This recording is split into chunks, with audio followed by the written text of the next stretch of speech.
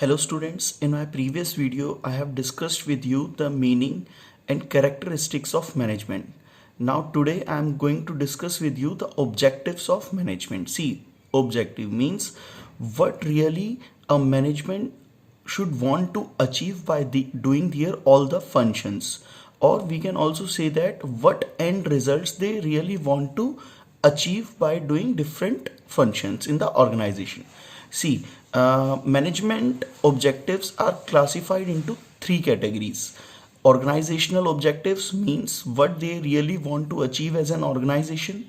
Social objective, see, we know that management or organization is a part of society, so they must do something good for the society.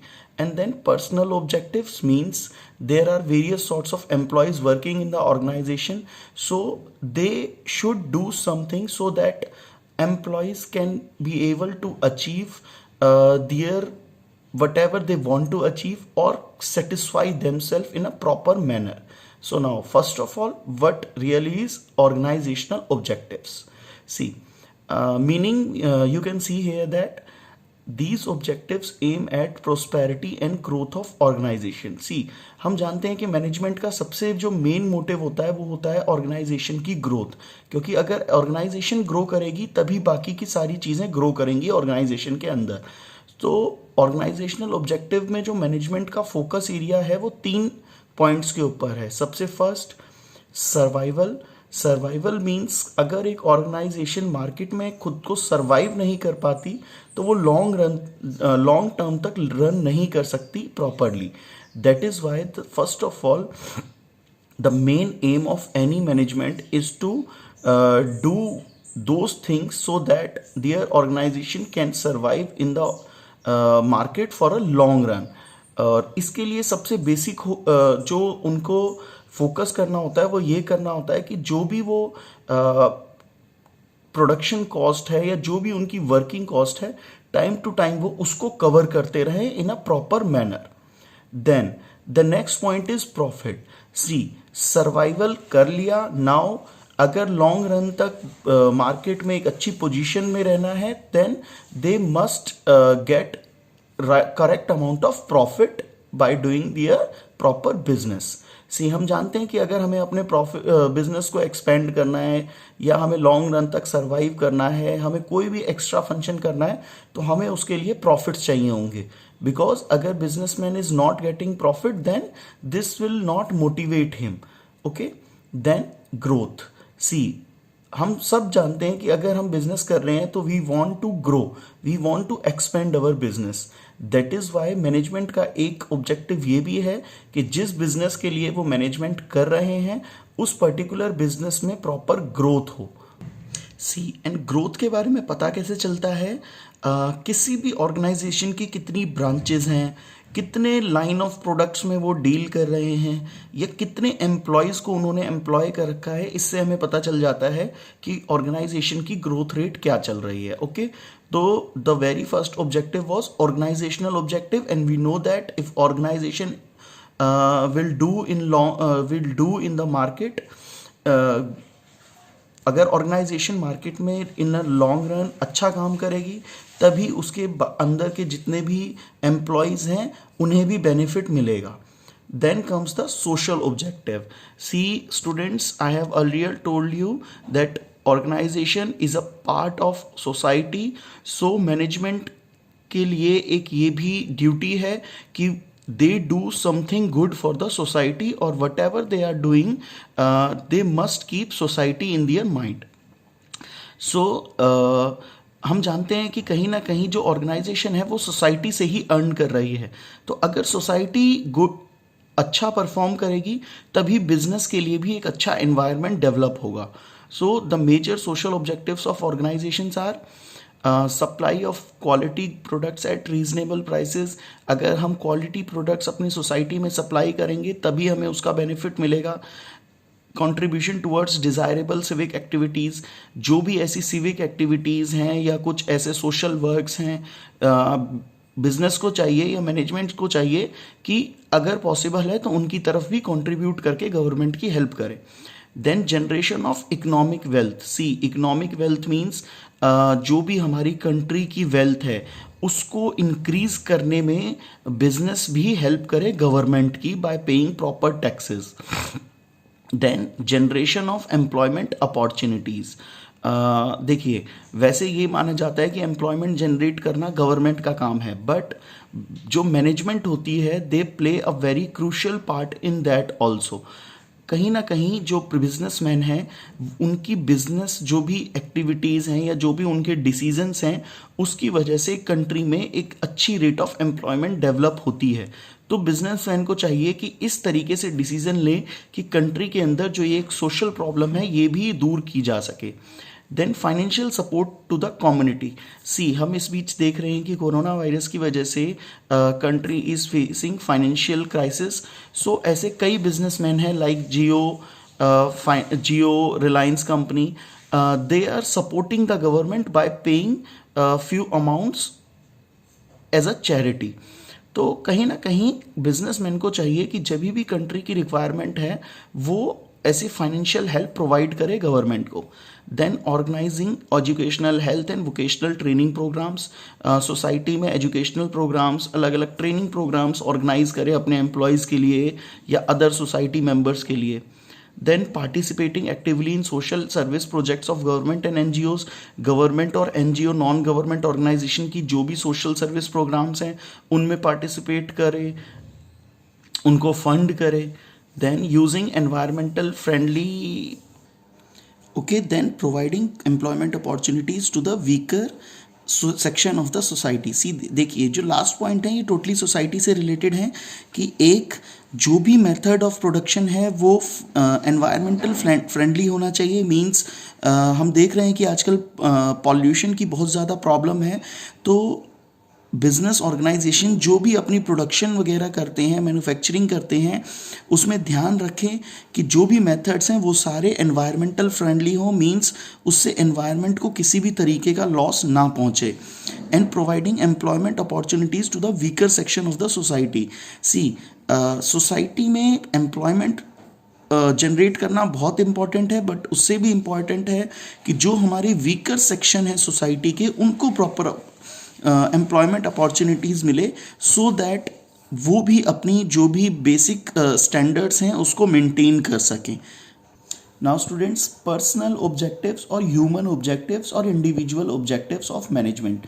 सी हम जानते हैं कि पहला objective था organisational, then society social objective, third and most important is personal objective. Means हम जानते हैं कि ऑर्गेनाइजेशन के अंदर बहुत से एम्प्लॉयज़ जॉब कर रहे हैं और अगर एम्प्लॉयज़ सेटिस्फाइड नहीं है देन इट मीन्स जो मैनेजमेंट है वो कभी भी अपना जो भी फंक्शन है उनको प्रॉपरली नहीं कर पाएगी।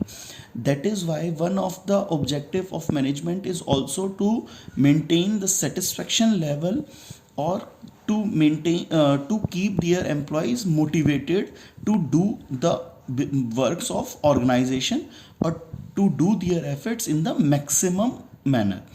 सी इसके जो पॉइंट्स हैं वो हैं the main individual objectives of management are competitive salary to fulfil financial needs of the employee. See सभी एम्प्लॉयज़ को इतनी सैलरी मिलनी चाहिए कि उनकी जो भी अपनी फाइनेंशियल नीड्स हैं वो उसको फुलफिल कर सकें। अदरवाइज हम जानते हैं कि अगर एम्प्लॉय सेटिस्फाइड नहीं है तो वो कभी भी अपना फंक्शन विलिंगली परफॉर्म नहीं करेगा।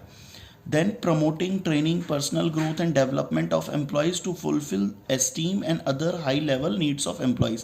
See, हर एक एम्प्लॉय की कुछ ना कुछ नीड्स होती हैं, कहीं ना कहीं अगर वो जॉब कर रहा है तो उसका भी कुछ टारगेट है अपनी पर्सनल लाइफ में अचीव करने के लिए। तो मैनेजमेंट को इसका भी ध्यान रखना चाहिए और हर एक एम्प्लॉय की जो भी नीड्स हैं मैनेजमेंट को कोशिश करनी चाहिए कि उनकी उस नीड्स को फुलफिल किया जाए। Then peer recognition, self respect, respect for colleague to fulfil social needs. See employee अगर एक ऑर्गेनाइजेशन में जॉब कर रहा है तो उसकी कुछ सोशल नीड्स भी हैं। मीन्स लाइक उसे रिस्पेक्ट चाहिए या उसे ये चाहिए कि अगर वो अपना कोई अच्छा परफॉर्मेंस करे, कुछ बेटर परफॉर्मेंस करे तो उसको कहीं ना कहीं प्रेज़ किया जाए ऑर्गेनाइजेशन के अंदर। तो मैनेजमेंट को इसका भी ध्यान रखना चाहिए कि ऑर्गेनाइजेशन के अंदर जो भी एम्प्लॉयज़ अच्छा परफॉर्म कर रहे हैं, एक तो सभी एम्प्लॉयज़ को रिस्पेक्ट मिले ऑर्गेनाइजेशन में, एक अच्छा बिजनेस एनवायरनमेंट डेवलप हो, देन उनको रिस्पेक्ट मिले, उनको प्रेज मिले उनके अच्छे काम के लिए। Then good and healthy working condition for safety of the employees. See organisation के अंदर एम्प्लॉयज़ की सेफ्टी का भी पूरा ध्यान होना चाहिए कि कभी भी कोई भी प्रॉब्लम क्रिएट हो, कोई भी ऐसा डिज़ास्टर आए तो एम्प्लॉयज़ को पता हो कि हम लोग अपने ऑर्गेनाइजेशन में सेफ हैं। ओके तो एम्प्लॉयज़ इससे क्या होता है कि कहीं ना कहीं एक एंथुजियाज्म शो करता है while working in the organisation. और हम जानते हैं कि हमारा जो सबसे क्रूशियल रिसोर्स है वो है ह्यूमन रिसोर्स। अगर एम्प्लॉयज़ हमारे अच्छे हैं तो वो किसी भी सिचुएशन में ऑर्गेनाइजेशन को एक अच्छी परफॉर्मेंस करके दिखा सकते हैं। Okay so in brief there are 3 sorts of objective: organizational, social and personal. Now we will start importance of management. Now students the importance of management. See हम जानते हैं कि एक ऑर्गेनाइजेशन के अंदर जो मैनेजमेंट का सबसे मेन टारगेट होता है वो होता है मार्केट में टॉप पोजीशन अचीव करना। तो इसके अलावा ऑर्गेनाइजेशन के अंदर मैनेजमेंट की और क्या क्या इंपॉर्टेंस है, now we are going to study that. The very first point is management helps in achieving group goal. See हम जानते हैं कि ऑर्गेनाइजेशन के अंदर अलग अलग एम्प्लॉयज़ अपना अपना फंक्शन परफॉर्म कर रहे हैं, तो कहीं ना कहीं मैनेजमेंट का टास्क होता है कि by uniting the efforts of all the individuals so that he can direct or management can direct all the efforts in a single direction to achieve the organizational goal। तो कहीं ना कहीं management का ये target है कि जितने भी अलग अलग इंडिविजुअल्स हैं जो अपनी अपनी परफॉर्मेंस कर रहे हैं, उन सभी की परफॉर्मेंस को, उन सभी के वर्क को एक कॉमन डायरेक्शन में डायरेक्ट करे सो दैट अल्टीमेटली ऑर्गेनाइजेशन का गोल अचीव हो सके। तो कहीं ना कहीं मैनेजमेंट यूनिफाई करती है सभी के वर्क को और डायरेक्ट करती है in a proper manner. Then management increases efficiency. कहीं ना कहीं हम पहले भी पढ़ चुके हैं कि ऑर्गेनाइजेशन के अंदर there should be proper balance between effectiveness and efficiency. So management इस चीज़ को इंश्योर करती है कि जो भी टास्क है वो टाइमली अचीव किया जाए and minimum wastage of resources के साथ अचीव किया जाए, क्योंकि हम जानते हैं कि आज हम जितने अपने रिसोर्सेज बचाएंगे हम आगे चल के उन्हीं रिसोर्सेज को प्रॉपरली यूज़ कर सकते हैं in performing some other task. तो अगर मैनेजमेंट को मार्केट में एक अच्छी पोजीशन हासिल करनी है बिजनेस के लिए तो कहीं ना कहीं proper efficiency and effectiveness maintain करनी होगी, जो कि मैनेजमेंट परफॉर्म करती है। Then management creates a dynamic organisation. See हमने कैरेक्टरिस्टिक्स में पढ़ा था कि मैनेजमेंट को डायनामिक होना चाहिए, तो कहीं ना कहीं ये चीज़ बहुत ज़रूरी है और मैनेजमेंट इस चीज़ को प्रॉपरली ध्यान में रखती है कि जो भी मार्केट में जो भी एक्सटर्नल एनवायरनमेंट में चेंजेस आ रहे हैं उसको कैसे ऑर्गेनाइजेशन के अंदर उस चेंजेस को इम्प्लीमेंट करना है। देखिए सबसे बड़ी प्रॉब्लम आती है कि जब भी कोई चेंज आता है तो मोस्ट एम्प्लॉयज़ उसको रेजिस्ट करते हैं बिकॉज दे थिंक दैट अब हमें कुछ नया सीखना होगा या हमारी जॉब जा सकती है। देन ऐसे टाइम पे मैनेजमेंट का बहुत ही क्रूशियल रोल है। मैनेजमेंट कहीं ना कहीं उनको समझाती है कि नहीं ये चीज़ जो है वो कहीं ना कहीं बेटरमेंट ऑफ द ऑर्गेनाइजेशन के लिए है and betterment of the employees के लिए है, और मैनेजमेंट उनको इस तरह से ट्रेनिंग प्रोवाइड करती है so that they can easily adapt the changes and start functioning according to those changes. Then management helps in achieving personal objectives. अभी अभी हमने पढ़ा था कि मैनेजमेंट के लिए पर्सनल ऑब्जेक्टिव्स को भी ध्यान में रखना बहुत ज़रूरी है। तो कहीं ना कहीं मैनेजमेंट इस फील्ड में भी काफ़ी अच्छा परफॉर्म करती है। मैनेजमेंट ये टास्क बहुत अच्छे से परफॉर्म करती है कि कैसे एम्प्लॉयज़ को सेटिस्फाई किया जाए टाइमली। आज हम जानते हैं कि आज के टाइम पे एमएनसीज़ में कहीं ना कहीं देखा जाता है कि एम्प्लॉयज़ के लिए एचआर काफ़ी फंक्शन करती है, like organising parties, organising sports days, so that उनको कहीं ना कहीं उनकी जो सोशल नीड्स हैं वो भी फुलफिल हो सके।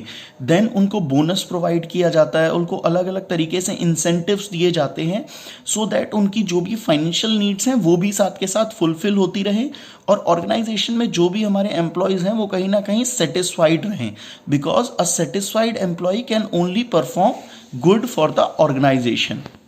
Then the next point is management helps in development of society. हमने पढ़ा था कि सोशल ऑब्जेक्टिव को अचीव करना भी मैनेजमेंट का इंपॉर्टेंट पार्ट है। तो कहीं ना कहीं अगर मैनेजमेंट अपने बिजनेस को इन अ गुड मैनर परफॉर्म कर रही है, like creating goods at a reasonable, creating quality goods at a reasonable price for the society, generating employment for the society, customer को प्रॉपरली सेटिस्फाई करना, तो कहीं ना कहीं इससे सोसाइटी का जो स्टैंडर्ड ऑफ लिविंग है वो डेवलप होता है। जो मैनेजमेंट है वो जिस तरह से कंपनी अपनी बिजनेस की सेल्स को इंक्रीज करेगी, कहीं ना कहीं वो कंट्री के जीडीपी को भी इंक्रीज करेगा। और अगर बिजनेस ग्रो करेंगे तो कहीं ना कहीं उनके टैक्सेस वगैरह से जो अल्टीमेटली कंट्री को मिलेगा, जो गवर्नमेंट को मिलेगा, तो उससे कहीं ना कहीं कंट्री की भी ग्रोथ होगी। तो एक ये देखा गया है कि मैनेजमेंट जिस तरीके से परफॉर्म करती है उसका पॉजिटिव और नेगेटिव इम्पैक्ट कंट्री पे भी पड़ता है या सोसाइटी पे भी होता है। सो अगर मैनेजमेंट जो भी परफॉर्म करती है उसमें सोसाइटी को ध्यान में रखते हुए परफॉर्म करती है तो कहीं ना कहीं सोसाइटी का जो स्टैंडर्ड है वो इंक्रीज होता है। Okay students, now these were the basic points of importance for your. आज के लिए जो आपका होमवर्क है वो है कि आज इससे रिलेटेड जो भी क्वेश्चंस हैं you need to solve those questions and case studies. Okay, thank you.